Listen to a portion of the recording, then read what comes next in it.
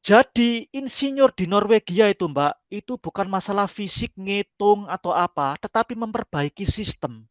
Oh, oke. Ya, jadi improvement itu yang jadi seperti gini, umpamanya, oke saya ada pekerjaan ya, saya ada pekerjaan, ini insinyur aja, insinyur biasa lah saya umpamanya. Ada pekerjaan, kamu harus selesai pekerjaan ini minggu depan. Saya gedung, garap. Saya menunjukkan ke bos saya bisa selesai 2 hari. Karena ini bagi saya gampang. Itu nggak mendapatkan apresiasi apa-apa. Oh gitu? Tidak ada. Itu karena sudah memang kerjamu. Oke, Itu filosofi kerja engineering di Norwegia.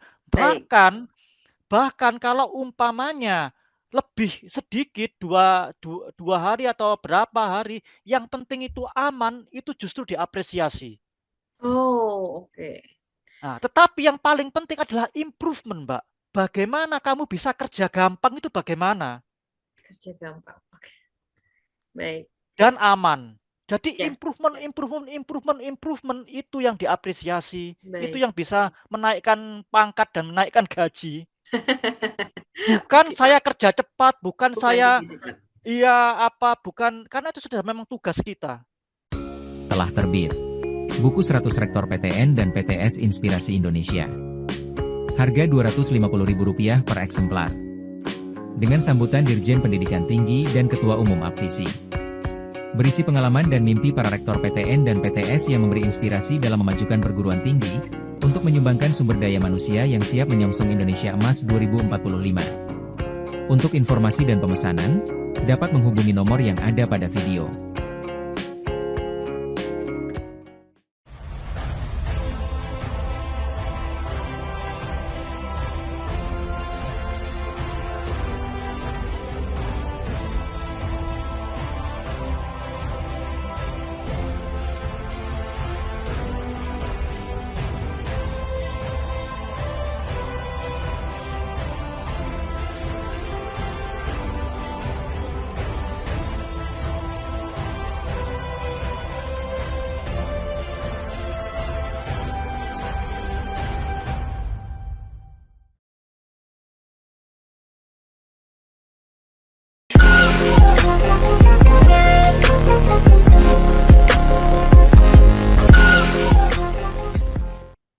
Hai, salam sehat teman-teman dari Inspirasi untuk Bangsa. Kami kembali lagi bersama saya, Lintang Ratri Rahmiaji, dalam program yang selalu ditunggu-tunggu ya. Hari ini kita akan bicara soal 100 alumni ITS terinspiratif. Nah, hadir di tengah kita sudah eh, tidak sabar juga pengen ngobrol-ngobrol ya. Tadi sudah agak ngobrol sedikit dan sangat tertarik dengan apa yang beliau lakukan.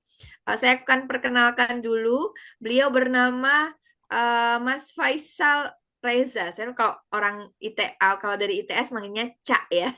Cak Betul. Faisal Reza. Salam sehat, Cak Faisal. Ya, alhamdulillah, salam sehat juga. Salam sehat ya. Wah, ini lagi sibuk apa kalau sudah mau akhir tahun nih, Cak Faisal nih? Iya, akhir tahun itu kalau ada dua Mbak sibuknya. Sibuk mau liburan waktu winter ini. Juga Oke. di kerjaan juga ada kita harus melakukan apa namanya membuat apa namanya laporan besar-besaran ke yang namanya otoritas migas di sini, Mbak ya. Oh, oke. Nih, kalau di sini itu artinya kita juga harus perkenalkan ya. Saya mohon Ya, izin untuk memperkenalkan lebih detail Cak Faizal ini siapa gitu ya. Cak Faizal ini lulusan ITS loh ya, teman-teman ya. Dari Teknik Mesin ITS di tahun 95 sampai 2000. Lulusnya 2000 ya, Cak ya. Untuk mahasiswa teknik betul. mahasiswa teknik tuh lumayan cepet. Iya, luar Saya biasa. cepat-cepat kan, Mbak ya. Saya cepet-cepet kan ya. Jadi eh lulusan dari Teknik Mesin ITS Surabaya ya. Siapa nih yang juga lagi sekolah di Teknik Mesin ya? Beliau kemudian melanjutkan lagi studi masternya di University of Sheffield. di tahun Iya. 2000 sampai 2001 dengan majornya Engineering Materials. Ya, nggak boleh dibalik ya. Ini Engineering Materials. Lalu setelahnya beliau bekerja di Syncrude Oil Kanada, dan itu memberikan seperti beasiswa gitu ya Cak ya, kayaknya ya, ya Betul. beasiswa untuk belajar kembali meraih program di program doktoral ya, di Heriot Watt University Edinburgh ya. Ya. Kemudian selama di Syncrude Oil ini juga beliau bekerja di bidang research nih ya. Ada Hmm. di sebagai research associate, kemudian materials and corrosion research engineer di Edmonton Research, kemudian kembali lagi di University of Leeds as a research associate juga di 2004 sampai 2005. Lalu setelahnya katanya ini sudah mulai ada di real gitu ya, di lapangan bekerjanya itu di Deloro Stellite Stellite. ya, Ya. Deloro Stellite di UK ya, ya Cak ya, sebagai Betul. welding and QA QC engineer. Kemudian pindah lagi nih, wah nih pengalamannya luar biasa ya. Pindah lagi ke Department of Materials Corrosion and Inspection at Petronas Carigali, Kuala Lumpur, Malaysia. Ini juga sebagai Materials or Corrosion and Inspection Engineer dan Senior Engineer sampai 2009. Dan yang terakhir ini beliau kemudian menjadi member ya, member Equinor. Tadi udah diajarin ya cara bacanya ya. Equinor atau dulu pernah menjadi Statoil di Norway. Nah, jabatan terakhirnya ini baru diumumkan ya Kak ya. Selamat ya Cak ya. Sekarang sudah menjadi leading discipline pipeline engineer yang Ya. membawahi 4 divisi, betul ya Cak ya. Nanti mungkin bisa diceritain. Um, 3 divisi ya. 3 divisi, Ya. Ya. yaitu corrosion, kemudian Structural dan structure, inspection. dan inspection. Wah, luar Ya. biasa. Cak Reza nih ya. Bukan Cak Reza, Cak Faisal. Karena Reza Ya. nama keluarga Keluarga. sepertinya ya, Ya. Cak ya. Oke. Nah, sebagai alumni ITS nih, Cak, kita mulai dari cerita waktu zaman kuliah dulu. Betul. Apakah kalau saya lihat kan semua track record pekerjaannya ini di luar negeri ya, Cak ya, sebagai Ya. engineer. Apakah Ya. memang seorang Faisal Reza ini sudah membayangkan dirinya ketika SMA itu memang saya mau jadi tukang insinyur, tukang insinyur gitu ya. Hmm. Dan insinyurnya jelas lagi tentang mesin dan kemudian punya eh, perspektif mau kerja di luar negeri dan lain sebagainya. Bolehkah diceritakan alasan memilih ITS, teknik mesin gitu, dan bagaimana itu kemudian mewarnai Cak Faisal untuk memilih gitu menjadi seperti sekarang? Iya. Kalau, memang cita-cita saya semua, kalau kita dulu di Indonesia kan masih kecil kan macam-macam cita-citanya, Mbak, ya. Jadi Ya. astronot apa, tapi memang sejak SMP saya sudah, istilahnya sudah menentukan tujuan SMP itu ingin jadi insinyur karena terinspirasi oleh paman-paman saya yang semuanya insinyur. Paman-paman saya meskipun dari Madura desa semua, itu insinyur, dan kebetulan ada yang memberikan inspirasi saya, beliau dulu ada direktur di Semen Gresik. Jadi saya memang kepingin jadi insinyur, sejak Hmm, SMP itu. oke. Jadi, SMA ya sangat mudah bagi saya istilahnya untuk menentukan tujuan ya masuk A1 ya, zaman itu dulu namanya A1, ya kan. Jadi, keterima di SMA 6 masuk A1, setelah itu straightforward saya, Mbak, kalau ke ITS karena saya merasa orang Surabaya asli dan Mhm, saya nggak pilih-pilih itu pilihan pertama saya nggak mandang universitas di luar Surabaya, ya mhm. udah Surabaya. Karena apapun yang terjadi saya masih ingin di Surabaya dan saya bangga sebagai orang Surabaya. Mantap Mungkin sekali. itu, iya. Jadi saya nggak apa namanya, nggak ada simple sekali pada waktu itu untuk milih Mhm. ITS.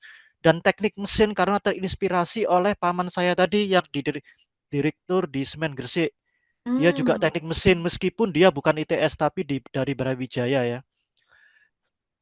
Tapi ya saya memang nggak ada mikir yang lain-lain. Kalau di ITS semua orang kepingin keluar ke Bandung, ke Jakarta atau kemana. Saya nggak neko-neko, simple, tentukan tujuan ke ITS sudah itu saja. Oke, Jadi oke. nggak ada, ya saya nggak ada pikiran lain pada waktu itu selain ITS. Tapi harus harus ITS ya Mas ya, Harus, nggak mau yang lain ya. nggak mau saya harus ITS. Bahkan saya bilang ke anak saya yang Mhm, sekarang kuliah di Oslo, Mbak ya. mhm. Kalaupun kamu, kalaupun adik-adik saya juga ITS, banyak paman saya ITS juga, adik ipar ITS, mertua ITS semua. Wah, Oh, bahkan anak saya kalaupun seumpamanya kamu tinggal di Indonesia, apakah kamu mau di ITS? Dia bilang, "Ya, mau di ITS." Kebetulan dia, interest-nya robotika dan, ITS cukup bagus juga di robotika. betul, Jadi betul. nggak ada pikiran lain, Mbak. Simpel pada waktu itu, ITS satu-satunya pilihan saya. Baik pilihan satu dan pilihan 2. Oh ya? Iya, jadi pilihan 2-nya pada waktu itu teknik fisika ITS ya. Teknik Pilihan pertama fisika. teknik mesin ya. Oke. Tapi memang dari SMA kuat di IPA ya Mas ya? Saya Kayak kuat di fisika sampai sekarang, Mbak. sampai sekarang kuat di Fisika, fisika. Oke. kuat. Saya merasa kuat karena apapun yang saya lihat itu seperti fisik. Ya, seperti sesuatu yang apa ya, mekanis gitu, Mbak. Baik, baik. Ya, jarang-jarang juga ya yang ngefans sama fisika ya, ya Caya. Iya. Tapi menarik. Apa yang membuat Cak Faisal ini sangat sangat suka dengan fisika ini?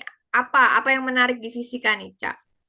Saya juga nggak tahu kalau itu mungkin juga karena terinspirasi, saya, bukan fisika kan macam-macam, Mbak, ya. Ada Ya, fisika astronomi, ada ya. fisika kuantum, ada fisika apa, saya fisika mekanis saya. Jadi Hmm, ilmu tua. Jadi saya melihat, paman saya itu yang memang orang mekanik, orang teknik mesin dia dari Brawijaya itu. ya. Dan juga, siapa namanya, bapak saya meskipun beliau itu sarjana ekonomi, tetapi utek-utek mobil itu hampir setiap hari bapak saya. Udah mobil. Oh, iya. Almarhum bapak saya itu. Jadi, Oke, oke. apa namanya, iya, ya membenahi mesin itu Ya, meskipun ada bengkel itu bapak saya buat maksudnya banyak kerja sendiri di halaman itu,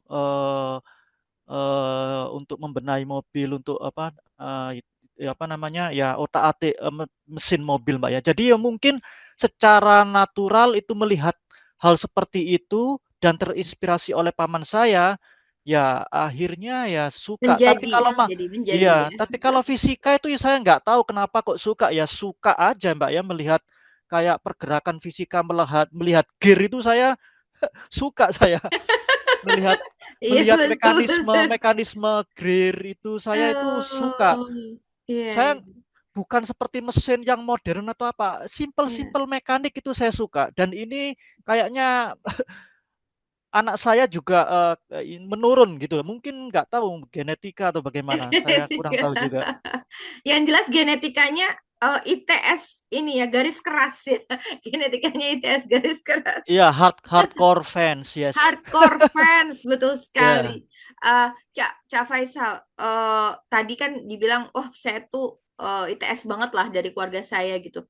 Tapi setelah masuk ITS, apakah seperti yang dibayangkan gitu? Atau ketika masuk ITS malah lebih dari yang dibayangkan ketika sekolah di sana? Seperti apa, Cak? Jujur ada 2 hal. Pada waktu itu, masalah kuliah, berat sekali saya merasa karena dosennya killer Hmm. semua waktu itu. Oh gitu. Iya, ITS killer banget itu dosennya. ITS Terus killer habis banget. itu, Oke. masalah hal yang lain, ini juga exploring yang waktu di ITS itu masalah teknikal, Mbak, ya. Mhm. Kok tertarik ke hal yang juga lebih filosofikal, akhirnya saya masuk ke metalurgi. Bukan ke Hmm. bukan ke desain, mesin desain ataupun ke konserv kons energy conservation. Jadi Mhm. jadi masuk ke yang istilahnya metalurgi, yang sebenarnya kalau masuk hal metalurgi itu ada banyak filosofi teori di sana, selain juga ada Hmm. praktek. Jadi ini kayaknya pas dengan saya. Dan sampai sekarang saya nggak keluar dari hal-hal masalah apa namanya material itu Mbak ya, material science dan engineering. Sekarang saya lebih ke operation dan sebagainya, tetapi tetap saya merasa itu apa namanya pikiran saya adalah materials engineer, materials ya materials science scientist atau engineer. Jadi Hmm. begitu. Oke. Jadi itu yang akhirnya istilahnya keluar dari apa yang saya harapkan dulu bahwa di ITS itu hanya masalah mesin tok gitu. Hmm. Mas, Jadi saya lebih explore ke lain dan ternyata saya kok pas ke yang namanya metalurgi ini. metalurgi. So, beyond expectation ya. Mah, Beyond nggak beyond, maybe apa namanya ya nggak saya plan sebelumnya. oh tidak ya, oke. Sesuatu Sesuatu yang yang nggak tidak saya kira sebelumnya, betul. betul. Tapi malah lebih pas gitu ya. Ya, Cak ya. Tapi Pas, malah lebih ya, pas. Oke, betul. seperti apa sih seorang Faizal Reza ketika kuliah sampai bisa cepet banget lulusnya? Seperti apa Oke. kuliahnya? Jadi kalau cepat lulus Mbak itu saya harus koreksi. 5 tahun itu umum di ITS. Ada yang 6 tahun, 7 tahun, tapi pada waktu itu 5 tahun itu adalah normal dan umum. Ada teman saya yang 3,5 tahun, 4 tahun ya. Saya 5 tahun itu umum, tapi saya sebenarnya sudah lulus 4,5 tahun. Cuman kan Hmm, nunggu wisuda dan sebagainya ada apa namanya itu koreksi sedikit tesisnya Mbak ya, ya. disertasinya itu. Tapi kuliah sudah habis 4,5 tahun. Jadi saya normal Mbak, saya nggak cepet. Eee, apa namanya, kalau saya nggak pernah aktif di mana-mana di ITS, saya Hmm, terus terang itu orangnya nggak aktif di, BEM ya, kegiatan mahasiswa dan sebagainya. Tapi kalau Mbak tanya teman saya adalah, apa namanya, bonek, hardcore fans of Persebaya. Jadi saya gitu. jadi saya terkenal di situ dan saya adalah juga, manajer tim di, angkatan saya sepak bola. Hanya itu saja yang saya Hmm, sangat, apa namanya, mempunyai kedekatan dengan mahasiswa, interaksi hmm. sosial dengan mahasiswa lain, ya selain kuliah tentunya. Jadi hanya masalah sepak bola. Hanya masalah Saya sepak bola. saya nggak pernah, BEM ini, apa namanya, kegiatan ini, bahkan pada waktu itu demo, apa ini namanya, reformasi, saya banyak pasif, Mbak, terus terang Oh ini. gitu. Iya, saya hanya demo itu melihat orang demo, bukan bukan bukan bukan, apa namanya, bukan, demo istilahnya untuk apa, menumbangkan Pak Soeharto dulu, ndak. Bukan masalah itu, bukan masalah politik, lebih ke melihat interaksi sosial dan, melihat orang demo, gitu aja.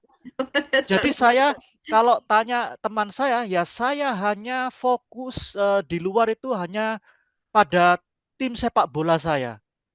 Oke. Dan saya juga dulu manajer, juga pemain di tim sepak bola, angkatan saya. Oke, tapi menarik saya juga dapat data bahwa Cak Faisal ini adalah inisiator dari eh, IKA ITS di wilayah luar negeri. Betulkah Betul itu? betul betul Betul. Itu sekali. tahun-tahun berapa, Cak? Dan kenapa kok inspirasi membuat IKA ITS luar negeri pada saat itu? Iya. Jadi tahun 2009, Mbak, ya. Jadi 2009 itu saya pindah ke sini kan, saya pindah ke sini, saya kok lihat pada waktu itu saya nggak banyak interaksi dengan orang ITS waktu di Inggris, Kanada, dan di Malaysia. Malaysia sedikit lah. Mulai Ya, di Malaysia mulai. Setelah itu ya. 2009 kok banyak orang ITS gini dan mencar-mencar nggak karu-karuan gitu. Istilahnya nggak Mhm. terkoordinasi. Sebenarnya simple pada waktu itu saya ingin mengkumpulkan semua orang-orang ITS yang di luar negeri itu saja. Itu pikiran saya. Jadi harus ada wadah ya Mbak ya. Pertamanya ya kita dari mailing list seperti itu. Jadi kita ada berempat pada waktu itu yang memulai inisiasi ini. Tetapi saya yang presentasi sendiri pada waktu itu di Halal Bihalal tahun 2010 di Semen Gresik. Waktu Hmm. itu kebetulan di Rut Semen Gresik adalah ITS, orang ITS. Jadi saya presentasi pada waktu itu.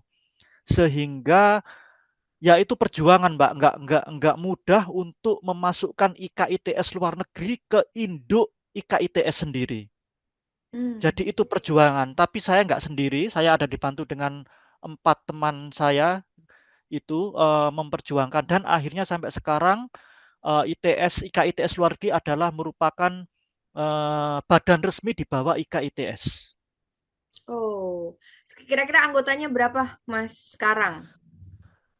Saya kira Mbak kalau di mailing list sekitar 200-an, mungkin max 500, tetap itu optimis. Kalau oke lah kita bisa katakan 300, 350. Itu programnya apa aja Mas? Masih jalan sampai sekarang ya? Aktif ya?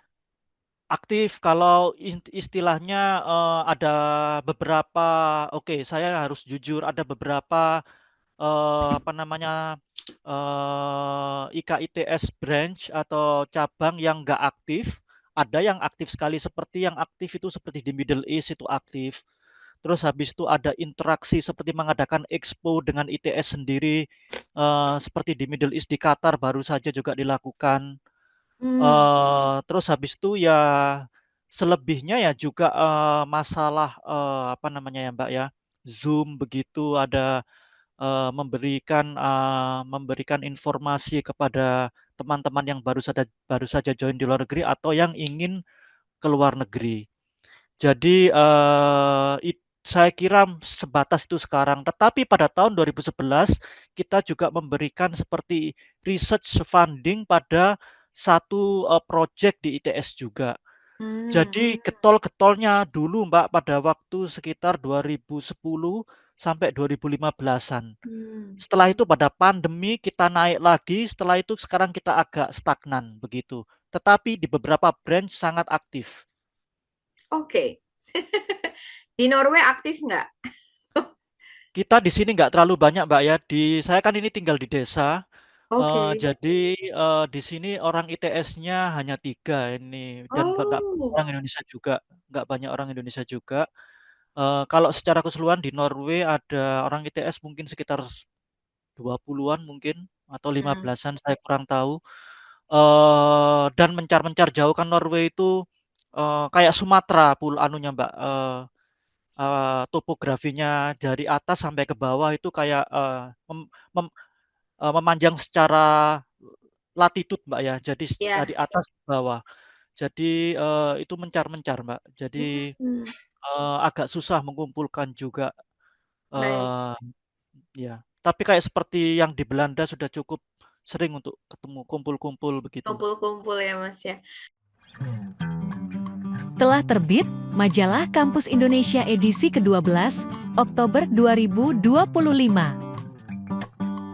Dengan topik, semakin ketatnya syarat akreditasi unggul untuk institusi perguruan tinggi di tahun 2026. Munadi Herlambang, Direksi BNI, sebagai salah satu alumni kebanggaan Institut Teknologi 10 November. Lalu, Universitas Mega Buana Palopo fokus di bidang pendidikan dan kesehatan. Untuk informasi dan berlangganan, dapat menghubungi kontak yang ada pada video. Baik, Cak Faisal, ini kan saya melihat perjalanan karirnya ini langsung di luar negeri ya. Langsung. Bolehkah diceritakan kok bisa lulus langsung kuliah S2 itu beasiswa atau tidak misalnya, dan langsung Ya. memutuskan untuk bekerja di luar negeri itu alasannya apa? Mungkin perjalanannya kan juga ada kan perubahan ya antara research dengan lapangan itu. Oh Boleh ya, nanti dibagikan itu pengalaman menarik itu? itu. Ya. Iya betul. Jadi begini Mbak, saya kalau untuk mimpi bekerja di luar negeri nggak sama sekali. Oke. Sama sekali itu nggak ada pada waktu itu. Tetapi kalau kuliah di luar negeri iya, karena begini, setelah saya lepas karena kami memang terus terang saja dari keluarga mid class, Mbak ya, middle class ya, Mbak ya. Jadi orang tua cukup mampu lah, begitu. Jadi begini, saya pada waktu SMA kalau saya nggak keterima ITS, mungkin saya sekolah di luar negeri. Oh gitu. Iya, mungkin. Hmm. Itu ibu saya yang ngomong, itu ibu Hmm. saya. Hmm. Ya, ibu saya. Lah, keterima ITS, alhamdulillah saya senang dan sebagainya. Setelah lulus ITS, ibu saya menawari lagi, kamu kepingin langsung kerja atau bikin usaha pada waktu mungkin bengkel atau apa, bapak saya yang ngomong, Mhm. atau mau kuliah lagi. Ya saya nggak pikir panjang, kuliah lagi. Kuliah lagi. Pada waktu itu ada pilihan beberapa di Inggris, Amerika, dan Australia, tetapi saya keterima di Inggris dan di Amerika. Tapi akhirnya saya milih di Inggris. Simpel karena pada waktu itu ya saya nggak bisa bahasa apa-apa. Sebenarnya saya kalau kepingin kembali, saya kepingin ke Jerman, Mbak. Oh, kenapa? Iya, Kenapa, Cak? masalah bahasa. Jadi itu yang saya kuasai dulu ya cuman bahasa Inggris. Enggak, kenapa kok pengennya ke Jerman, Cak? Kita terkenal, Mbak ya, kalau ITS saya dulu dosen saya banyak yang dari Jerman. Oh, Banyak kalau dari teknik Jerman, ya. Jerman sangat bagus ya sebagai Ya, dan rujukannya. engineering dan science di Jerman kan sudah jelas orang tahu, Mbak ya. Hmm. Habibie juga Jerman kan, kita kayak gitu-gitu kan istilahnya info seperti itu masuk ke dalam otak kalau sudah di ITS macam itu. Jadi Jerman itu kepinginnya saya, tetapi karena apa namanya ini masalah bahasa ya saya di mana ini, Mbak, di Inggris. Di Inggris Dan ya, karena pada waktu Sheffield ya. itu orang tua mampu, Mhm. ya bukan beasiswa sama sekali. Oke. Tetapi di Sheffield saya mendapatkan uang kembali, namanya apa ya, funding bursary. Kalau Hmm. kalau bahasanya funding Hmm. bursari itu Mhm. funding bursary. So itu dikembalikan separuh karena saya dapat pada waktu itu magang di Rolls-Royce, Mbak. Magang di Rolls-Royce, Oh. tapi bukan mobil Rolls-Royce ya, Oh, bukan. bukan mobilnya, mesin pesawat, Mbak. Ah, mesin pesawat. Mesin pesawat. Loh, Rolls-Royce itu bisnis utamanya adalah bikin aircraft engine, bukan mobil Oh. lagi. Iya. Oh. Iya, yang mobil sekarang sudah diambil alih BMW, Mbak. Oh, BMW. gitu.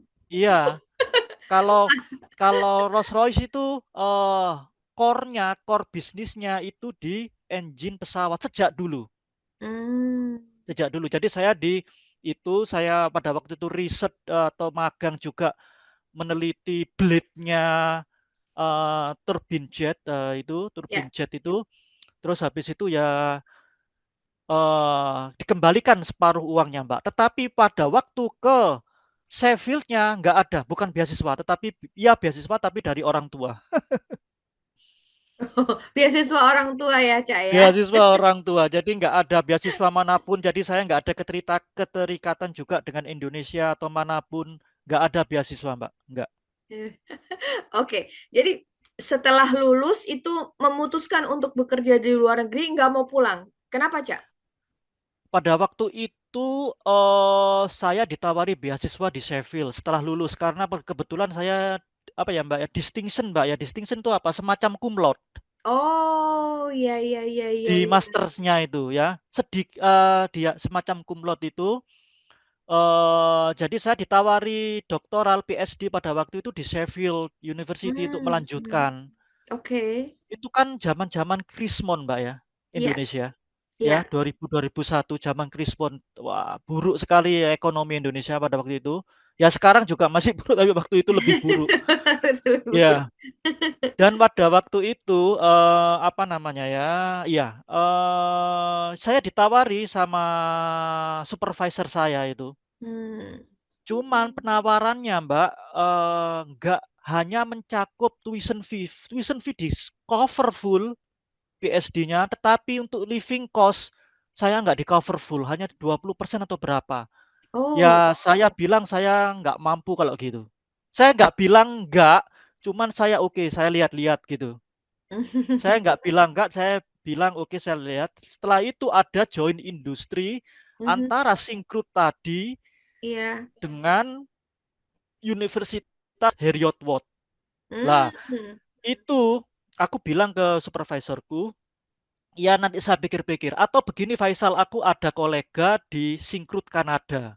Aku Iya. nanti hubungkan kamu dengan dia. Jadi semuanya ini Mbak ya, kalau kita lihat ini lesson learn bagi semua bahwa semua itu masalah networking Mbak. Networking. Oke. Jadi bukan masalah saya pinter atau apa atau bagaimana, itu mungkin hanya sebagian kecil ya. Saya mungkin ya nggak goblok-goblok nemen lah. Tapi networking itu yang penting. Dan pada waktu Oke. saya terima kasih sekali dengan supervisor saya. Hmm. Nah, jadi ada proses banyak pada waktu itu masalah interview dengan yang di Kanada itu sampai dengan Universitas Heriot-Watt itu. Jadi itu kolaborasinya itu kompleks sekali Oke. dan karena kita meriset materials untuk oil sands industry. Jadi di Kanada itu Mbak, minyak itu nggak pakai eksplorasi secara konvensional, nggak Oh, secara. Jadi minyak di Kanada itu ditambang waktu itu, bukan di bor. pompa dari bawah. Iya, bukan dibor. Jadi di Ditambang itu, Kanada, ditambang itu bagaimana? Mungkin saya awam ya, jadi nggak bisa iya. membayangkan apa bedanya ditambang dan dibor. Kalau dibor kan kita harus ngebor jelas Mbak ya. Untuk Ya, ngebor, untuk melihat harus ada apa namanya ya, survei dulu dan sebagainya. Setelah itu ya, dibor, oke, oke, ini ada minyak di situ, ya. ada uji seismik. Setelah itu dibor, melihat minyak. Setelah itu kalau keluar ya kita eksplor ya. Itu Hmm, itu yang konvensional ya. hmm. Setelah itu kalau yang di Kanada itu adalah yang namanya oil sand, adalah Oh, tiling Mbak. Tiling kita bahasa Inggris namanya. Jadi komposit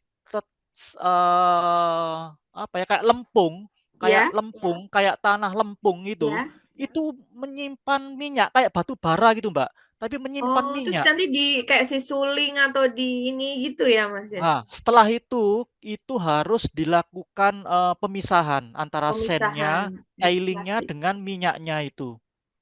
Oh, oke, Jadi oke. itu ada proses pemisahan dengan caustic soda, dengan air panas, dengan Hmm, chemical yang lain. hmm.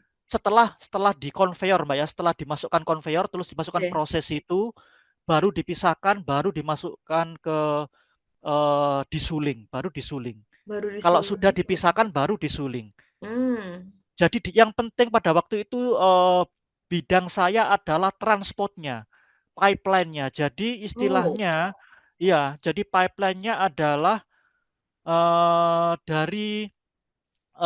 dari caustic soda itu, dari proses itu mhm. kan dicampur dengan air panas, Ya, masuk ke pipeline, dan pipeline itu kan karena sand dan banyak partikel itu memberikan degradasi pada pipeline-nya, hmm. Mbak. Nah, Hmm. itu yang saya riset pada waktu itu, bagaimana saya bisa memperpanjang umur pipeline itu, karena pipeline itu mentransportkan oil sand tadi, yang mengandung banyak tanah, partikel-partikel itu. Memang kalau nggak maksudnya gini, eh pipeline pada umumnya dia akan rentan gitu, Cak, Iya, maksudnya. semua pipeline rentan, Mbak ya. Umumnya kalau kita berbicara masalah internal pipeline ya, di internalnya ada dua, eksternal dan internal. Ya, Ya, ya. Itu kalau di eksternal terekspos macam-macam, ada bisa hmm, kena matahari gitu ya, terekspos kena hujan kan bisa korosi juga hujan, ya ya Mbak ya, polusi, ya air oke. ya kan. Ya, Kalau di dalam itu kita kan pipeline itu terekspos sama yang namanya produk, produk ya, ekspor produk ya. ya. Lah ekspor produknya itu kan mengandung macam-macam Mbak, mengandung Hmm, kalau yang pada waktu itu adalah tanah, lempung ya, tadi dan partikel-partikel tanah dan ditransformasikan jadi itu akan membuat juga abrasi dan korosi juga. ya. Karena harus dicampur dengan air. Sumber Hmm, korosi adalah air, oksigen ya. Air, oksigen dan mediumnya itu sendiri adalah steel-nya itu sendiri ya. Air, oksigen, itu yang umumnya yang membuat korosi. Jadi sudah ada air, ada oksigen, ya, dan juga ada tanah. Ya. Maka itu terjadilah erosi, korosi, degradasi pada pipeline pada waktu itu. Oh, makanya Cak Faisal tuh concern pada corrosion tadi gitu ya. Iya, Materials corrosion itu karena pipeline itu sendiri memang membutuhkan kekuatan apa penemuan untuk lebih iya. kuat gitu kan ya. Untuk lebih kuat, untuk lebih tahan korosi. Pada waktu itu, Mbak ya, untuk Korosi, lebih tahan benar. erosi dan korosi, betul. Oke. Ini yang menarik, habis itu kenapa eh, riset associate di Leeds University? Ya, karena kan pada waktu itu, Mbak, apa namanya ini, Syncrude pindah, sudah nggak ingin lagi dengan Heriot Watt. Oh, Jadi mereka memindahkan semua riset facilities-nya, termasuk saya yang bangun lagi beberapa apa hmm. namanya test rig, Mbak ya, istilahnya tes platform Iya, iya, iya. untuk erosion corrosion itu di Leeds University. Jadi saya yang bangun yang di Leeds University. Kalau ada yang mau apa namanya doktoral di materials corrosion oil sand di Leeds, itu beberapa rig saya yang desain. Oh, wow. Dan itu kemudian pindah lagi ke Edmonton Research. Itu apakah sama juga kasusnya? Oh, itu sama, itu hanya ambil data. Jadi 1 tahun itu memang sebenarnya 2 tahun, tetapi karena ada masalah saya ingin kembali ya akhirnya saya nggak kerasan Mbak yang di sana itu. Jadi nggak, karena dingin dan ya saya dingin dan apa namanya ya sendirian ya, saya ingin kembali pada waktu itu. Tetapi di Edmonton, di sana itu kita umumnya mengambil data dan Mhm. istilahnya untuk perbandingan antara yang diriset dan yang aslinya, Mbak, yang di Oh, lapangan. iya, iya. Iya, Yang di jadi lapangan itu di komparasi. Kanadanya ya, Cak Faisal Iya, ya. Mbak. Iya. Betul. Oke, nah ini menarik. Kemudian perjalanannya berpindah ke welding. Ini kan ini masih hal yang sama atau hal berbeda sebetulnya kalau welding ini, Cak? Sebenarnya sama, karena seperti kembali yang saya tadi masalah material pada oil sand itu, jadi Mhm. kita membuat surface hard facing, artinya eh, pipeline besi biasa, terus kita lapisi dengan material keras, namanya tungsten carbide, Mhm. komposit tungsten carbide itu dengan menggunakan welding teknik, Mbak. Jadi dilas surface-nya itu, di Oh, overlay. oke, Nah, oke. jadi itu yang saya desain. Oke, oke, Iya, oke, jadi oke. tujuannya adalah untuk menciptakan material yang tahan terhadap erosi korosi. Jadi ya saya ya ke welding, Mbak, karena harus tahu parameter welding yang bagus bagaimana untuk menciptakan eh, material lapisan material yang kuat pada dalam pipeline tadi. Itu sudah paten berarti, Cak? Patent pending pada waktu itu, Pak. Oh, mantap sekali. Oke. Patent pending Kanada. Oh, gitu ya. Nah, Iya, lalu pindah lagi ke Petronas. Sampai kalau nggak salah menjadi top 5 engineer. Benar tidak? iya. Ini penting ini. Oh, ini Jadi benar. saya Oke. kepingin pulang ke Indonesia, Mbak ya. Iya. Jadi setelah 2005 saya kepingin pulang sekali, pingin pulang sekali ke Indonesia karena ibu Oke. saya juga sakit pada waktu itu. Oke. Kepingin balik ke Indonesia, saya apa ini namanya? Oh, tapi sebelumnya saya kan kerja itu Mbak ya di welding engineer itu ya. Betul. Ya, di company, medium company namanya di Lurus Telite. Oke, tapi Iya. yang di Malaysia itu saya setelah saya kerja di yang company apa perusahaan welding yang di Swindon itu, saya kepingin pulang, Mbak. Baik. Saya kepingin pulang ke Indonesia, saya ngelamar ke Pertamina. Saya ingat Pertamina, Antam, lupa saya. Pertamina, Antam, dan PT Badak. Hmm. Yang nggak keterima itu Pertamina, lamaran saya nggak direken. Yang di mana ini Antam juga nggak direken. nggak direken sama sekali pada waktu itu. Yang di Hmm. PT Badak sebenarnya nggak direken, tetapi karena direkturnya ada senior saya di ITS Hmm. mesin, Hmm. itu saja, karena itu saja.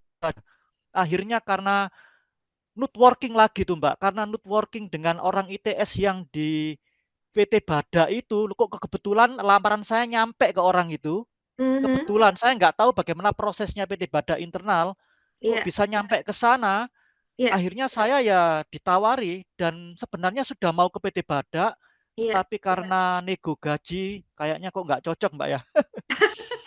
Jauh ya Cak ya, jauh, jauh Ya nih gajinya. masalahnya kurang diapresiasi lah Mbak istilahnya. Oke. Saya merasa kurang diapresiasi. Kebetulan ini adalah sebenarnya masalah apa namanya ya? Apa namanya? Important milestone pada karir saya. Pada Hmm. waktu itu, waktu saya kerja di Swindon di apa namanya?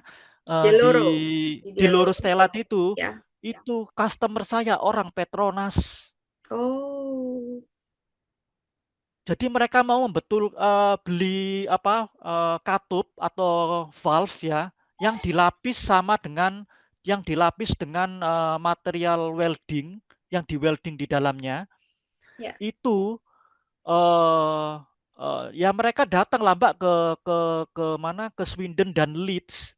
Hmm. Nah, bos saya itu selalu salah ke saya. Dikira saya ini terus meskipun saya bilang saya ini orang Indonesia, tapi bilang oh kamu Malaysia ya, Malaysia. Jadi selalu merasa saya ini orang Malaysia.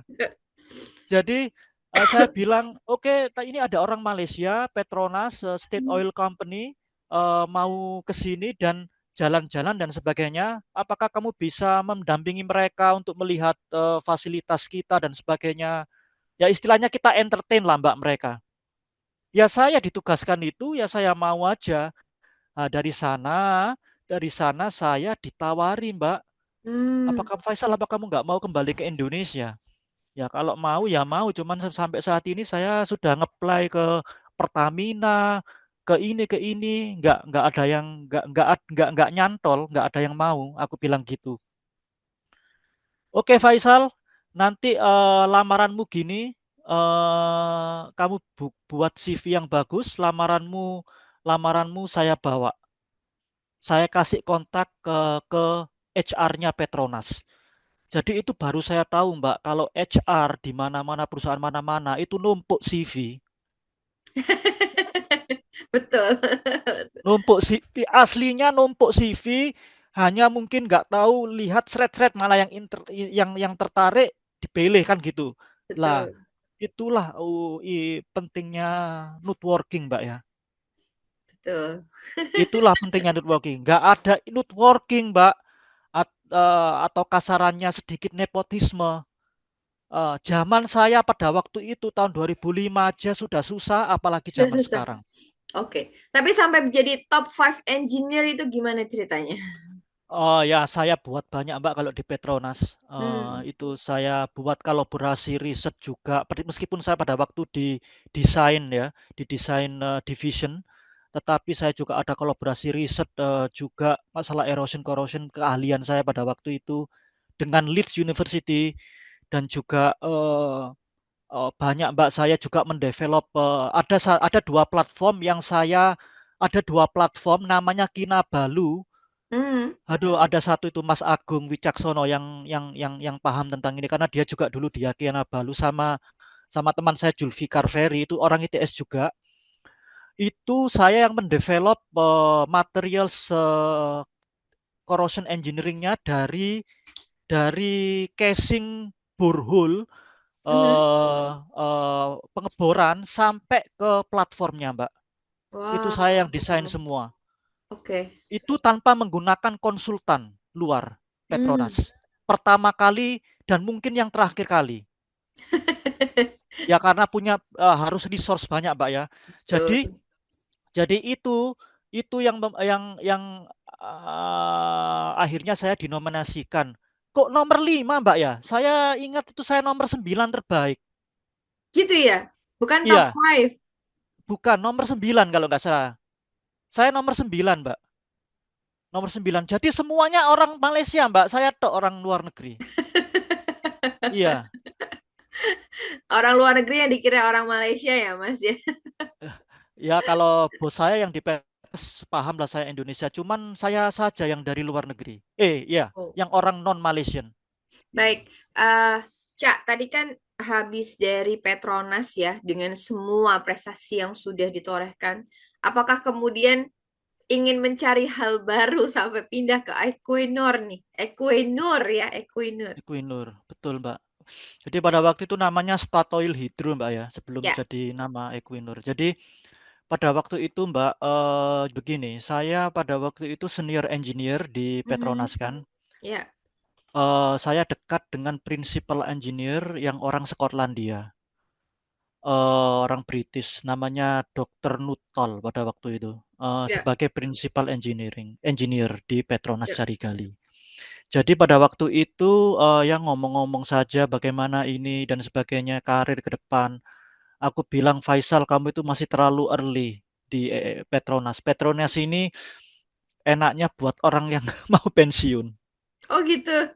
Iya, Kenapa tuh, kamu ini ya Cak? bagaimana Mbak ya, dari level engineering Mbak ya, kalau seperti di Petronas pada waktu itu, kita harus tahu bahwa level engineering di Asia sama di Eropa jelas lain, Mbak.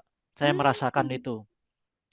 Ya, jadi, dia bilang, "Faisal, untuk kamu di Petronas ini, kamu terlalu early." Itu yang saya ingat kepada dia. "Kalau kamu sudah mau menjelang 5, 7, 8 tahun, 7 tahun, 5 tahun pensiun, baru kamu bisa ke sini." Aku bilang begitu. "Tapi aku di sini happy," aku bilang begini, "Ya, itu terserah kamu." Tetapi omongan itu merasuk, Mbak, secara entah pada waktu saya terima atau tidak, komen dia itu merasuk, ya kan. Itu kalau Hmm. orang meskipun nggak setuju, tetapi kalau intuisi itu apa omongan yang pas itu dan fakta itu bisa mengena gitu loh, Mbak. Itu secara psikologi ya.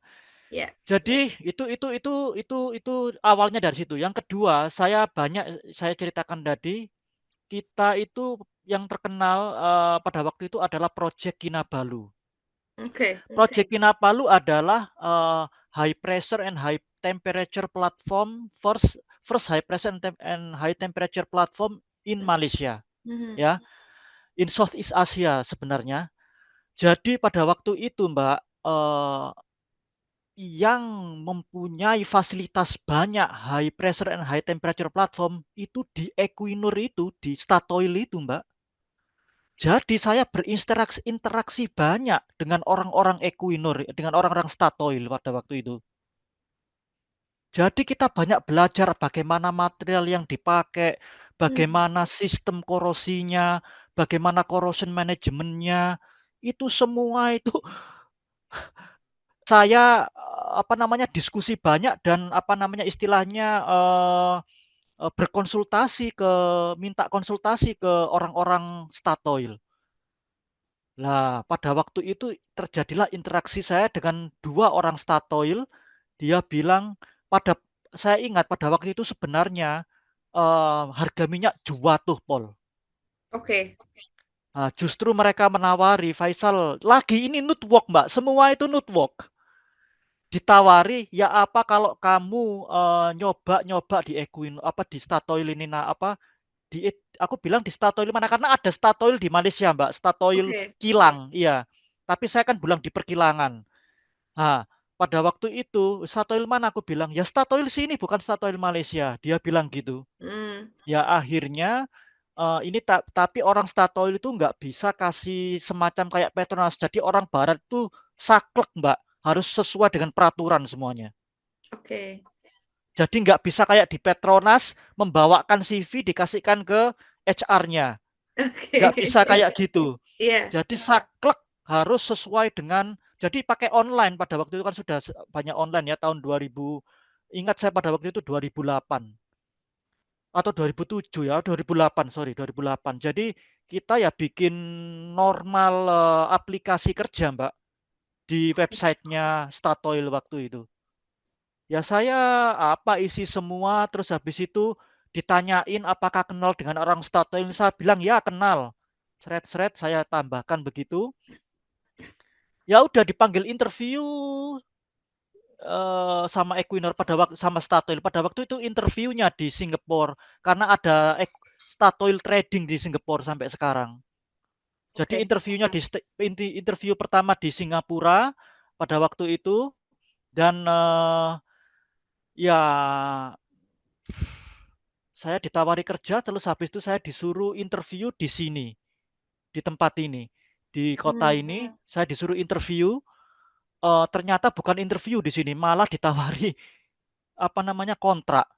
Hmm. Saya kaget. Saya bilang saya nggak mau karena ini nggak cocok. Jadi negosiasi itu 8 bulan, Mbak. Oh, Iya, negosiasi negosiasi itu gaji. apresiasi. Oh, Negosiasi gaji. gaji sama negosiasi fasilitas. Hmm. Ya karena saya nggak bisa kembali ke Eropa begitu saja, Mbak. Ya karena saya di Petronas itu nggak komplain sama sekali sebenarnya. Hmm. Saya merasa tercukupi, apalagi kalau ingin rujak cingur kita tinggal pulang. Lebih dekat ya. Iya, Oke, baik. Nah, sekarang ini jadi leading disiplin ya, Cak ya. yes, Bolehkah iya, dibagikan informasinya? Apa sebetulnya tanggung jawab dari pekerjaan itu? iya besar, Mbak. Sebenarnya jadi kita itu istilahnya kita ada engineer dan engineer ada koordinator ya. Ya, Setiap engineer itu ada koordinator dan setiap koordinator itu ada pada satu divisi. Sorry, subdivisi. ya, Kita divisi utamanya adalah pipeline operation. Lah oke. di situ kita ada project juga, ada project divisi, ada ini. Ya kita mensupport mereka, Mbak. Hmm, Sebenarnya ya sama dengan sebagai advisor, cuman kita lebih supply, lebih detail, lebih ke bukan hanya philosophical support, tapi juga masalah detail teknikal dan semuanya. Dan itu mencakup seluruh komprehensif bidang engineering materials, corrosion inspeksi, dan project tadi. hmm, Jadi ya kalau kita ngomongnya salah, Mbak, kita analisanya salah, karena saya tulis, Mbak, ya saya juga sebagai chartered engineer. Jadi hmm, apa yang mereka desain tuh saya tok, Mbak. Kalau oke, itu salah, ya saya yang disalahkan. oke. Kalau itu salah, saya tanggung jawab, apalagi masalah oil and gas. Kita bekerja pada pressure yang tinggi, bisa Hmm, sampai 250 bar pipeline itu. Yang paling tinggi ya 320, sorry. 320 bar Snowy di utara. Itu kalau ada masalah ya saya yang disalahkan, Mbak. oke, oke, oke.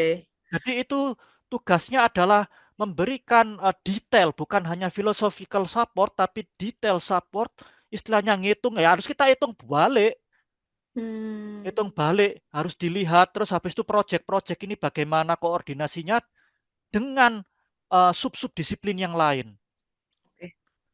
Jadi intinya ya kalau saya umpamanya project kepingin bantuan pada ini, oh saya bilang kamu harus menghubungi orang ini. Oke, orang ini nggak ada waktu ya saya harus yang cover dia. Tetapi kalau umpamanya orang ini umpamanya salah analisanya bagaimana dan sebagainya, projectnya salah desain, ya salah saya yang disalahkan. Yang pertama disalahkan. Hmm, Stres ya, stresnya bukan stres pekerjaan, Mbak ya, karena di sini ada life balance. Stresnya adalah tanggung jawab. tanggung jawab betul. Karena makin tinggi kan ya, Cak ya. Enggak, Mbak, salah. Sebenarnya saya dengan advisor itu enggak naik pangkat Sama. saya. Sama. Oh, gitu. Tapi kan Jadi Cak hanya membawahi beberapa. sama, advisor dulu juga sama, Mbak, tetapi skopnya saja yang berbeda. Jadi hanya itu satu level, Mbak. Hmm. Satu level. Jadi saya sejak advisor memang enggak munggap, enggak naik pangkat saya. Iya. Bedanya apa sama advisor? Kalau advisor kita itu lebih apa, Mbak ya? Kita itu advisor ya, umumnya itu lebih santai dulu. Jadi advisor itu nggak bertanggung jawab langsung, tetapi kita itu memberikan advice, philosophical advice. Dan juga kita itu harus membenahi prosedur kalau advisor. Hmm, Jadi hmm, prosedur itu apa ya? Kita punya maintenance prosedur atau atau semacam flowchart bagaimana memperbaiki sesuatu, manajemen itu juga gitu kita harus involve Oke. ya. Jadi atau involve. Tapi kalau yang ini Mbak, ini langsung approve ke detail-detail engineering-nya. Hmm, Jadi kalau ada apa-apa salah di detail engineering itu saya yang disalahkan. baik, baik. Tapi ini menarik ya, Cak. Karena kalau saya mendengar dari apa yang diceritakan sama Cak Faisal, ini kan eh human eh, strength gitu ya. Maksudnya eh, manusianya nih yang dituntut untuk kreatif, untuk cek gitu kan ya. Ini kan sekarang kalau kalau kita mau bicara paralel dengan itu kan AI, sementara ada perkembangan teknologi yang lain ya, Cak ya. Misalnya Absolutely, absolutely. ya digital AI yang kemudian robotik gitu kan ya. Nah, itu kan makin makin advance juga gitu.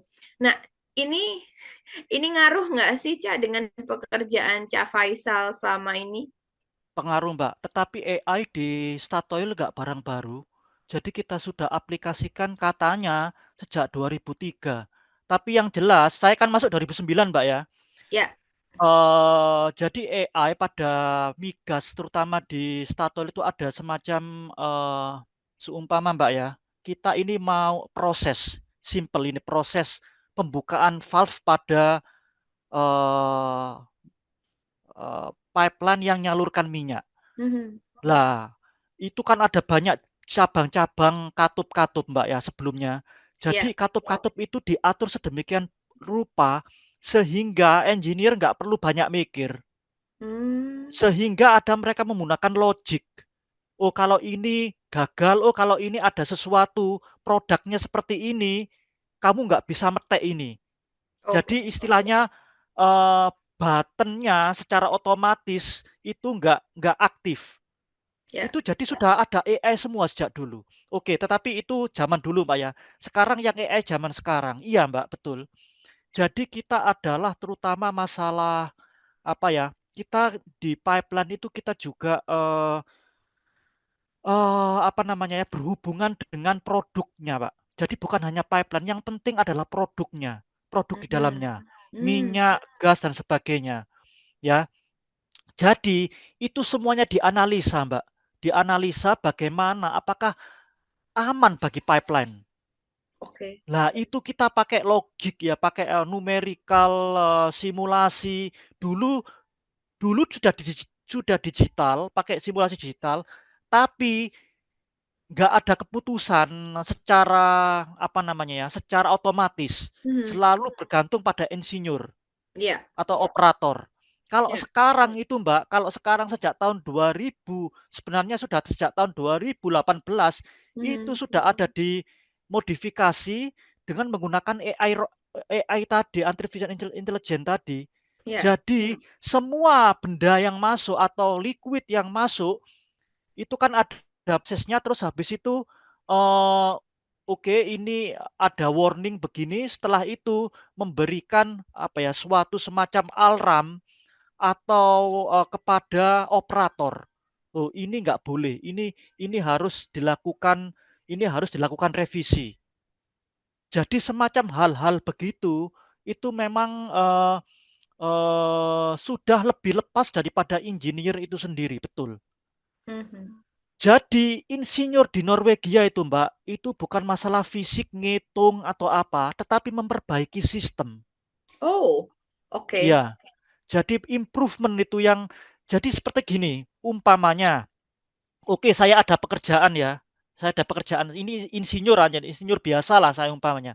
Ada pekerjaan, kamu harus selesai pekerjaan ini minggu depan. Saya gedung, garap. Saya menunjukkan ke bos saya bisa selesai 2 hari. Karena ini bagi saya gampang. Itu nggak mendapatkan apresiasi apa-apa. Oh gitu? Tidak ada. Itu karena sudah memang kerjamu. Oke.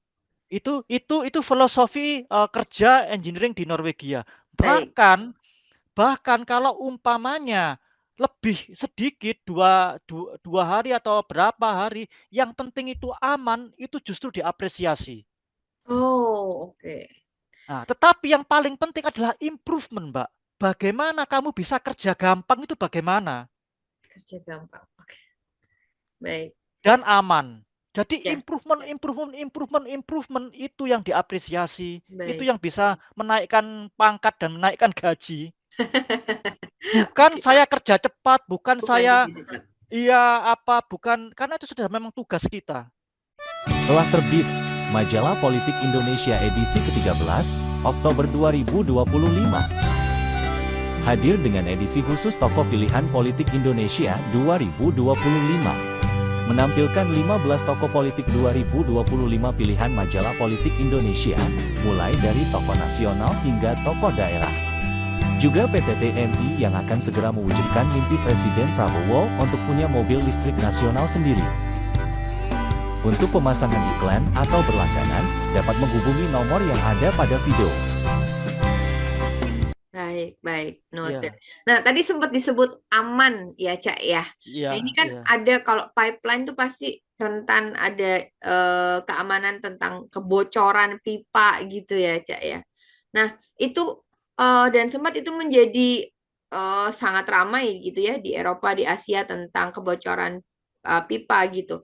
Nah, itu apa yang kemudian buat Cak Faisal sendiri nih yang memang itu concernnya itu untuk memitigasi itu apa di Equinor? Wah, itu ya memang kerja saya. Itu ada dua. Ada yang namanya safety, engineering safety, dan security. Kalau security itu mungkin yang terjadi di Nord Stream, di pipeline dari Rusia ke Jerman itu, yang Nord Stream yang kena sabotase ya. Ya. Nah, itu masalah security, Mbak ya. Jadi masalah perang Rusia Ukraina itu membuat banyak apa namanya vulnerable vulnerable apa namanya situation di sini Hmm. pada waktu itu. Jadi itu ya harus ada security itu, Mbak ya. Ya. Bagaimana kameranya melihat, bagaimana ada drone inspection setiap beberapa hari, ada kamera-kamera, terus habis itu kita ada semacam safety zone pada beberapa daerah di pipeline yang sensitif. Itu Mhm. security. Itu Ya. bukan saya ya, Mbak ya. Itu security itu masalah security itu ada ahlinya. Ya. Itu cara memitigasinya itu. Tetapi yang saya lakukan adalah engineering safety. Mhm. Jadi filosofi di Eropa semua itu adalah prevensi, bukan apa Ya. ya, bukan prevensi tetapi bukan apa ya, bukan apa kebalikannya dari prevensi itu bukan apa sih Prevensi itu bukan mencegah ya, bukan memperbaiki mencegah, gitu ya. bukan anu Mbak, bukan ya bukan sebentar apa Mbak ya, kalau ya pencegahan bukan istilahnya respon. Respon, Iya, reaksi ya, bukan bukan bukan. istilahnya hanya respon. Ya. Bukan hanya istilahnya respon. Jadi istilahnya Mhm. pencegahan. Jadi itu yang memang kita lakukan. Jadi apa mitigasi yang kita lakukan? Ya seperti itu tadi, Mbak. Jadi kita buat sistem Mhm. bagaimana supaya pipeline ini nggak kena korosi, supaya pipeline itu yang nggak kena apa namanya jangkar kalau di laut itu kan. Nah, Mhm. itu bagaimana? Seperti gini ya, Mbak, karena saya bekerja di North Sea, sebenarnya yang paling masalah penting adalah bukan karena korosi di sini, karena itu Oke. atasi dengan baik. Adalah masalah trolling, kalau Mbak tahu trolling. Jadi di Eropa itu, kalau jaring ikan itu kayak alat jangkar-jangkar kayak semacam troll, namanya troll, yang Mhm. besar-besar itu, Mbak. Oke, oke, oke, oke. Jadi itu bisa kena pipeline kan? Itu karena Oh, jadi oke. jangkarnya atau trollnya itu nyawuk di bawah, Mbak. Oh, ya betul, betul, betul, betul, Ya, betul. itu apa namanya Indonesia dulu namanya pukat harimau ya, pukat Bukat harimau atau apa. harimau, iya yang Iya, besar jadi sekali itu ya. ya Mhm. besar itu jadi namanya troll. Hmm. Troll. Namanya bahasa Inggrisnya troll ya. Ya. Jadi itu nyawuk pipeline. Nah, bagaimana? Ya kita uji melakukan apa namanya ya? Bagaimana pipeline bisa menahan trolling itu dan juga statistik bagaimana melindungi pipeline. Kita itu Mhm. mengoperasikan pipeline 10.000 kilometer, Mbak, di Oh, departemen saya. sepuluh ribu Sorry, kilometer. 11.000 11.800 kilometer. ya.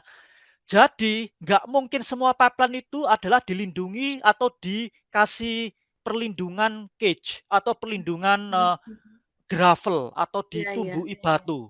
Tetapi ada beberapa daerah yang kita lakukan optimisasi, yaitu dengan perhitungan statistik. Oh, trollnya di sini sedikit. Bagaimana cara mengatasinya? Oh, oke, Oh, oke, kalau oke, di oke. sana perikanan trollnya besar, bagaimana Ya, cara mengatasinya?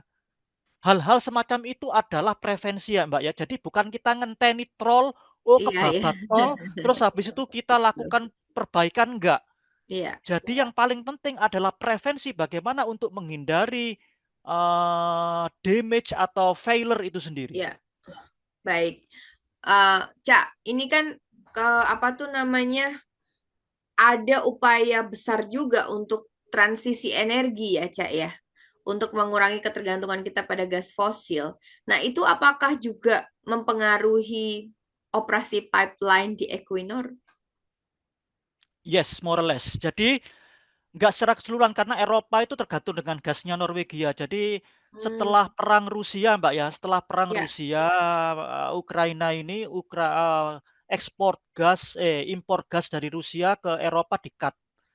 Mhm. Jadi Equinor, perusahaan saya yang memberikan supply. Jadi supply ke Eropa. Jadi begini, Mbak, Hmm. Norwegia itu meskipun penghasil migas, tetapi 99% migas kita diekspor. Mhm. Dan di Norway sendiri adalah menggunakan green energy, umumnya PLTA dan apa namanya ini tenaga angin, ya. Ya, Oke, tenaga angin. Jadi sebenarnya Norwegia itu sendiri sudah green sejak tahun 1921. oke. Iya, tapi masalah operasi saya ini spesifik pada operasi saya. Ada beberapa keinginan kalau gas ini habis nanti, kita akan convert pipeline-pipeline ini untuk dijadikan transport hidrogen. Oh, Dan hidrogennya iya, dan hidrogennya itu adalah eee, either elektrolisis atau juga, eksplorasi ke daerah-daerah, gas alam yang masih ada, tetapi kita pisahkan, strip off hidrogennya, terus baru itu diekspor ke Eropa. Jadi ada perbincangan, bahkan sekarang sudah ada perbincangan namanya blue hydrogen antara Norwegia dan Jerman. Jadi saat saya pada waktu itu ada timnya itu ya, bagaimana pipeline yang dulunya untuk gas dan minyak dikonversikan untuk menjadi hidrogen. Nah, seperti itu saya juga baik. involve, Mbak, ya. Tapi Hmm. secara umum kalau mempengaruhi keseluruhan operasi pipeline ini enggak, karena Hmm. Eropa ini butuh gas. Kalau enggak butuh gas, Mbak, Eropa itu kan dingin, maka Hmm. ya kayak winter kayak gini ya mereka ya kedinginan, Mbak.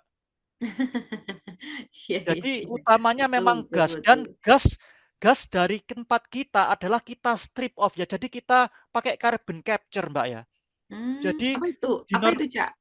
carbon capture adalah mengstrip off CO2, Mbak, karbon dioksida. Hmm. Jadi excess karbon dioksida itu kita balikkan ke designated well, kita balikkan ke sumur lagi, Hmm. ke ladang sumur bawah tanah lagi. Jadi gas yang kita ambil, kita proses, kita buang CO2-nya, strip off namanya, Ya, pakai proses. Terus habis itu CO2-nya kita buang ke sumur lagi, tapi sumur yang lain. Yang sudah didesain untuk karbon dioksida itu.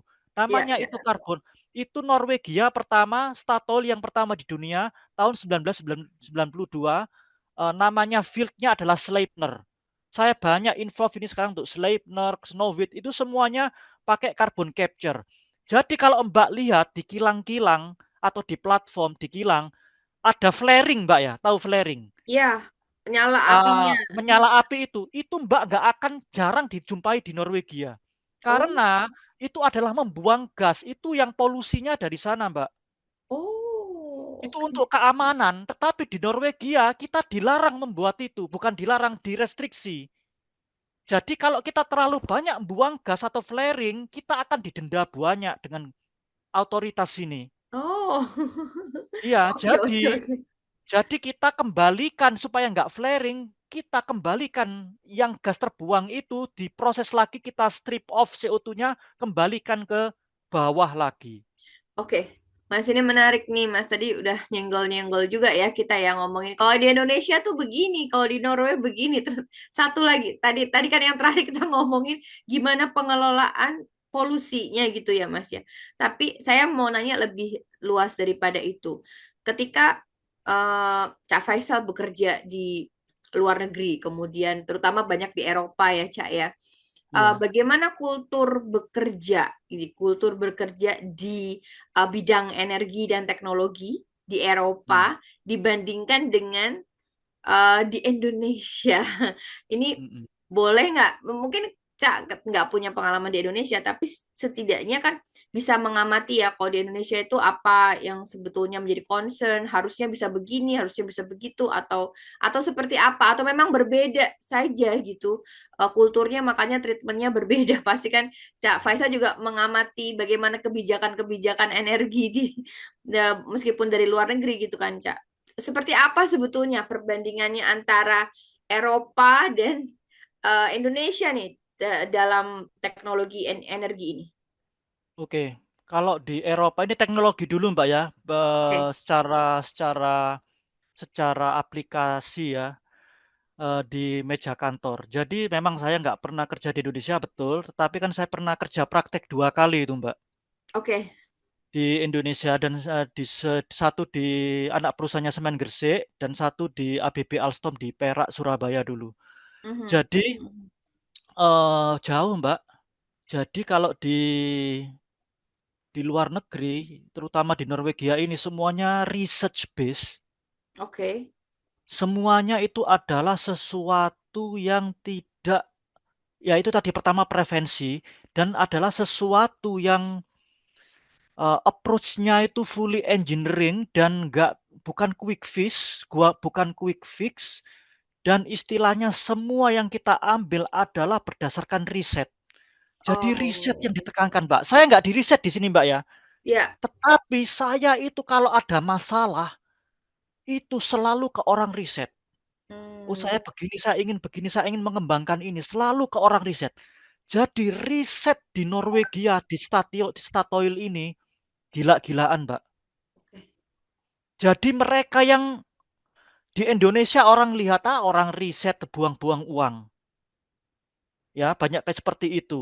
Tetapi di sini tuh orang riset yang dilihat yang terpandang, Mbak. Jadi orang riset yang di laboratorium itu yang kita hubungi. Bagaimana ini untuk saya supaya supaya memverifikasi ini. Ya, Bagaimana saya supaya apa namanya zat kimia, bahan kimia yang saya injeksikan ini tidak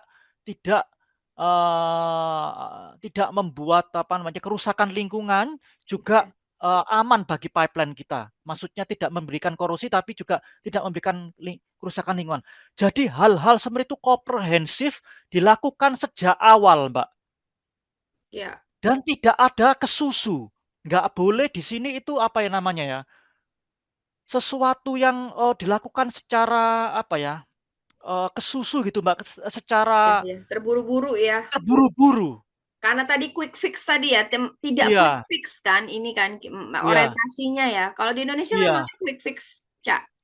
iya. Kalau kita itu kan di Indonesia sepertinya itu harus, yang saya ingat dulu, harus sekarang masalah ini ada masalah, harus lakukan sekarang, harus selesai sekarang, harus cepat supaya lebih efektif, efisien. Kalau di Oh, sini oke. enggak, Mbak. Kalau di sini itu aman. Dengan aman, maka nanti operasinya akan efisien. Meskipun Hmm, menuju keamanan tadi, ada proses-proses banyak yang harus kita lakukan. ya, Jadi begitu Mbak, jadi itu harus ada riset, harus ada verifikasi. Jadi jauh. Kelemahannya di sini ya lambat itu. Kita nggak bisa seperti kayak Cina atau seperti kayak Indonesia cepat garap. Umpamanya kita garap project, merepair suatu pipeline atau rejuvenasi Rejuvenasi umpamanya, ya. rejuvenasi itu nggak bisa kita set up sekarang, tahun depan kita buat, nggak bisa. Kita harus set up budget dulu, harus ada planning, harus ada engineering, harus ada kolaborasi dengan orang project, bagaimana supaya aman, dilihat secara keseluruhan, baru dilakukan. Saya melihat di sini sampai 2,5 tahun itu preparasi saja, Mbak. Oh, Ya, oke. jadi Oke. itu memang harus dilakukan secara hati-hati. Tetapi hasilnya memang golden touch. Oke. Bener-bener bener-bener detail apa, Mbak, ya, Detail ya. craftsmanship-nya itu bisa Manship. diandalkan. Oke. Baik. Ya itu secara itu teknikal, kalau secara energi kalau di Norwegia ini saya kira, Mbak, ya, kalau masalah energi itu adalah orang yang apa ya, orang ekstrim. Hmm. Ekstrim karena maksudnya itu di sini tuh bener-bener harus green, harus dan sebagainya. Harus nggak berpolusi. Jadi orang Norwegia kan juga apa namanya sebagai pengguna mobil listrik terbesar di dunia per kapita. Ya. Jadi di sini benar-benar energi itu harus benar-benar istilahnya dikonservasi, Mbak, ya. Jadi istilahnya ya seperti tadi masalah flaring ya. Mhm. Itu masalah flaring kita harus carbon capture seperti itu. Itu sudah difikirkan sejak zaman-zaman dulu, Mbak. Jadi Hmm. Norwegia ini sudah green energy sejak tahun 1922 atau 21 itu menggunakan PLTA dan angin, Mbak, tenaga angin. Nggak ada di sini pakai gas alam atau apa. Jadi kita ini lain dengan Eropa, Mbak, Meskipun Norwegia ini. ekspornya gas ya, Mas. Tapi kita ekspor gas, betul. Ekspor migas kita, minyak dan gas. Minyak dan gas. Oke, baik, menarik sekali ya. Ya, Yang satu lambat tapi golden touch, yang satu ya. cepat tapi rentan ya, rentan pada Mungkin rentan karena kita lihat, Mbak, ya, banyak kan kalau saya lihat itu tidak saya juga berbasis riset yang cukup gitu ya. Ya itu ya. pertama dan kedua adalah banyak quick fix. Saya lihat banyak itu masalah operasi. Saya lihat seperti kebocoran dan sebagainya ya, Mbak, ya. Itu karena quick fix Itu ya orientasinya ya. itu karena manajemen daripada maintenance dan juga maintenance di Indonesia itu umumnya di Asia. Saya saya melihat sendiri, Mbak, ya, seperti jangan nggak ada di sini kayak seperti umpamanya struktur ya, ada korosi pada struktur biasa, Mbak, yang bukan ada pada tekanan, struktur tiang atau apa, itu saya nggak pernah lihat kayak ada karatan itu, nggak ada, Mbak. Nggak ada karatannya. Oke. Wah, oke Cak. Ini sedikit kembali ke ITS lagi ya Cak ya. Oke. Dengan Cak Faisal yang sekarang, apakah Cak Faisal merasa ada value yang sangat khas ITS yang mempersiapkan Cak Faisal baik secara eh, apa ya, hard skill and soft skill ya, terutama soft skill misalnya untuk menjadi pribadi yang seperti sekarang gitu, punya work ethic yang seperti sekarang misalnya, punya mindset bekerja seperti sekarang. Ada nggak sih itu ITS banget gitu yang dibawa Iya. menjadi keunggulan lulusannya itu seperti apa? Iya, kalau saya melihat dari ITS adalah kita berprinsip pada harus berani, Mbak, ya. Berani ya. Jadi kalau harus berani dan istilahnya berani dan betul ya.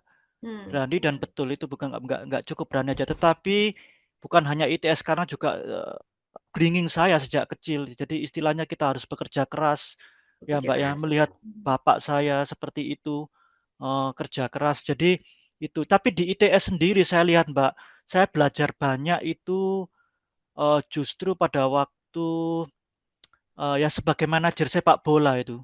Manajer sepak Oh, bola. Jadi gimana tuh, Cak? iya, jadi istilahnya ya apa? Kita harus berani, harus take inisiatif, harus strategical, ya, Mbak, ya. Hmm. Strategical itu penting dan observasi apa yang perlu dilihat. Jadi kalau kita bekerja kita harus melihat observasi secara keseluruhan helikopter dulu sebelum masuk ke detail. Tapi saya Oh, kira Mbak ya, kalau di ITS dulu adalah eh, karena dosen saya itu banyak yang killer dan istilahnya itu detail Mbak, engineeringnya itu benar-benar apa ya, jerumit gitu loh. Jadi apa yang saya lakukan sekarang itu kok sepertinya jauh lebih gampang dari apa yang saya dulu kuliah di ITS. dulu apa mata kuliah yang paling menakutkan sebetulnya? Wah, kalau seperti itu saya lemah Mbak pada bidang itu, pada bidang programming. Programming ya. Ya, Tapi programming. mata kuliah yang paling, wah ini jagoan aku nih, gitu. Metalurgi tadi ya kayaknya ya. Metalurgi, tapi ada sebenarnya satu yang sebenarnya lebih kuat dari metalurgi itu sendiri saya apa namanya eh solid mechanics. Jadi itu Oh, solid solid mekanik. mechanic. Iya, solid mechanic itu Oke, adalah oke. menghitung structure secara mekanika itu saya suka banget dan Ya, dosennya juga saya suka. oke. Cak Faisal nih yang pernah juga menjadi apa pengurus IKA. Kemudian pastikan saya yakin mengamati perkembangan ITS gitu ya, Cak ya. Bagaimana sebetulnya seorang alumni yang lulus tahun 2000, hari ini 2025, 25 tahun sudah dari kelulusan itu, melihat ITS hari ini, apakah sudah mencukupi nih untuk merespon perkembangan industri yang sangat cepat gitu ya, dengan permasalahan-permasalahan yang ada juga. Apakah kurikulumnya sekarang kalau mungkin Cak Faisal mengikuti, apakah kurikulumnya, apakah pembelajarannya, fasilitasnya, kemudian kerjasamanya sudah mencukupi menurut Cak Faisal? Saya kurang melihat secara lebih detail kalau ke ITS maksudnya nggak full up terlalu banyak sekarang Mbak ya, tetapi saya kira kurang Mbak. Kurang Maksudnya ya? ya saya kira ITS harus lebih istilahnya ITS harus istilahnya lebih eh, involve pada apa ya namanya, harus matching dengan program roadmap pemerintah. Itu saya Hmm. kira. Dan saya lihat juga kalau masalah hardcore hardcore skill technical, Mbak, saya kira oke ITS bagus, tetapi itu nggak cukup untuk sekarang. Jadi istilahnya Mhm. itu harus program-program ITS itu memang harus dipaskan dengan roadmap pemerintah ke depan. Misalnya kalau dulu kita Mhm. migas ya itu ya terlambat ITS kan. ITS sampai sekarang nggak punya petroleum department, ya kan? Meskipun lulusannya Oke. banyak yang di petroleum. Bukan saya sekarang menganjurkan petroleum, karena sekarang petroleum sudah turun, Mbak, Sudah migas turun itu. ya. Iya, jadi sudah terlambat. Sudah terlambat. Nah, semacam ini sebagai pembelajaran bagi ITS ke depan bahwa kita harus mematchkan ke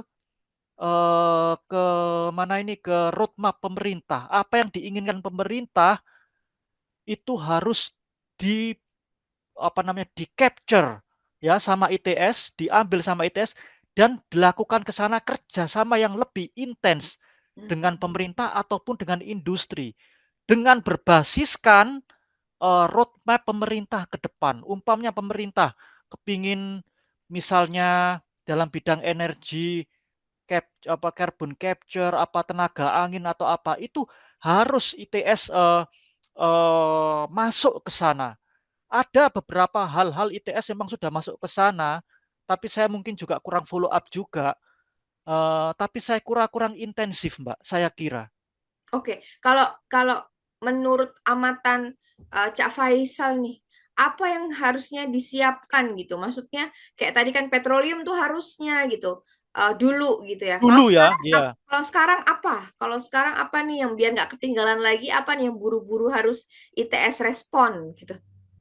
Saya pribadi, Mbak ya, saya pribadi melihat begini. Kalau masalah energi ini yang bidang saya ya, Mbak ya. Kalau saya pribadi masalah energi ini kan ITS sudah ada sebenarnya masalah apa namanya membuat energi tenaga surya, bahkan sudah pioner listrik ITS apa kita kendaraan listrik dan sebagainya. Wah, sudah tip top ITS. Kita juara dunia kendaraan listrik dan sebagainya di ITS. Tetapi ini masalah program pemerintah ini lain lagi. Jadi masalah energi Indonesia juga sangat susah, masalah ketahanan energi ini ke depannya. Bingung. Minyak sudah habis, gas mungkin masih ada, tetapi nanti gas juga habis, apakah ke depannya? Kalau saya lihat ini juga harus disinkronisasikan antara pemerintah dan ITS. Supaya ITS pada waktu itu saya menganjurkan ke ITS adalah melihat sisi pada geothermal exploration. Jadi energi geothermal. Itu yang saya spesifik sarankan kepada ITS. Dan pada waktu itu ITS saya kurang tahu internalnya, tetapi sudah di-capture tetapi hanya sebagai sub jurusan di ITS. Tapi mungkin nanti prosesnya ke depannya gimana, saya nggak tahu, tetapi saya lihat ini pun kurang menjadi satu spotlight di ITS sendiri. Oke, baik. Jadi itu yang bisa saya lihat untuk masalah energi. Sedangkan yang lain-lain adalah ya banyak sekali Mbak ya kalau diomongkan itu. Baik, ini terakhir nih, Cak Faisal, kita sudah ngobrol hampir 2 jam ternyata. Wah, Ya. menarik sekali soalnya di percakapannya ya. Terakhir nih, Cak, mungkinkah Cak Faisal bersedia memberikan kata-kata apa ya, penguat gitu, atau misalnya pesan lah ya, pesan kepada mahasiswa ITS, juga alumni ITS agar tetap relevan dan adaptif menghadapi dinamika dunia kerja sekarang ini terus berubah, globalisasi, kemudian ada perkembangan teknologi segala macam ya, Cak. Apa nih yang kata kuncinya apa nih, Cak, kepada para mahasiswa ITS dan alumni ITS? Ya, saya ngomong dulu bahwa saya sebenarnya sudah memberikan dua presentasi atau kuliah tamu dulu di ITS khusus masalah ini.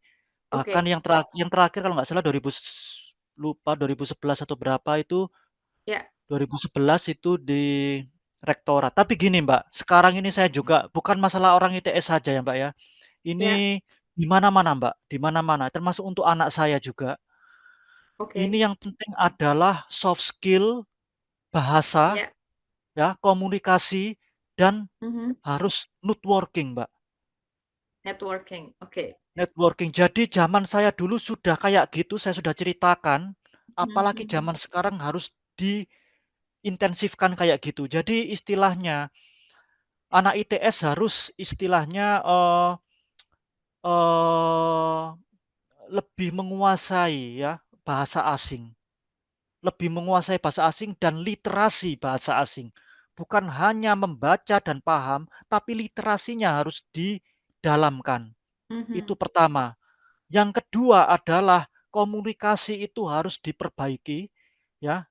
ITS, orang ITS baik harus bahasa asing.